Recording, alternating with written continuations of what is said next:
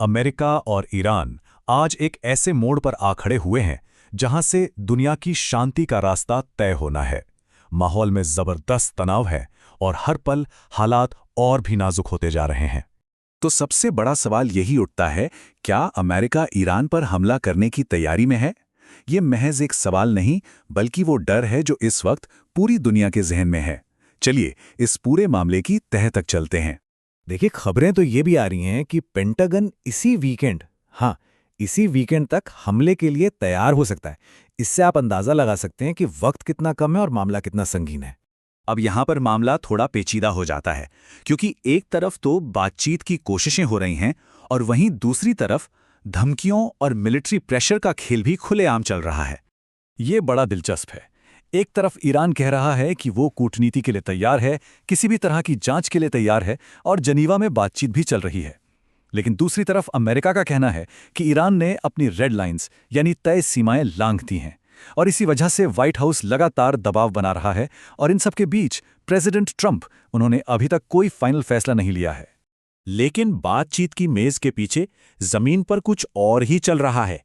इस इलाके में अमेरिकी फौज का जमावड़ा लगातार बढ़ता जा रहा है।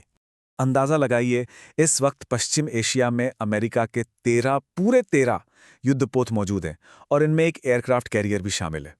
मतलब ये कोई छोटी मोटी तैयारी नहीं है। और बात सिर्फ समंदर तक ही सीमित नहीं है। हाल ही में अमेरिका ने ईरान के पास लगभग 50 लड़ाकू विमान भी भेज दिए हैं। ये हवाई ताकत इस बात का साफ इशारा है कि मिलिट्री एक्शन का विकल्प पूरी तरह से खुला रखा गया है। जाहिर है, ईरान भी हाथ पर हाथ धरे नहीं बैठा है। वो भी अपनी तैयारी कर रहा है, अपने मिलिट्री ठिकानों को कंक्रीट की दीवारों से मजबूत कर रहा है और तो और ओमान के समंदर में रूस के साथ मिलकर नेवल ड्रिल भी कर रहा है। तो ये तो हुई बाहरी तैयारी की बात। अब जरा व्हाइट हाउस के अंदर झांक कर देखते हैं। आखिर जिसके हाथ में आखिरी फैसला है, उस पर किस तरह के दबाव हैं? रिपोर्ट्स के मुताबिक प्रेसिडेंट ट्रंप ने बंद दरवाजों के पीछे हमले के पक्ष में भी दलीलें दी हैं और हमले के खिलाफ भी। ये दिखाता है कि वो खुद कितनी बड़ी दुविधा में हैं और यही चीज़ इस पूरी सिचुएशन को और भी अनप्रेडिक्टेबल बना देती है। असल में ये एक तरह की रस्साकशी है।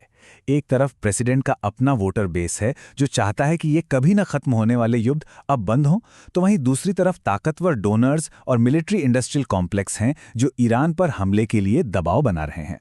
तो ये मामला सिर्फ अमेरिका और ईरान का नहीं है।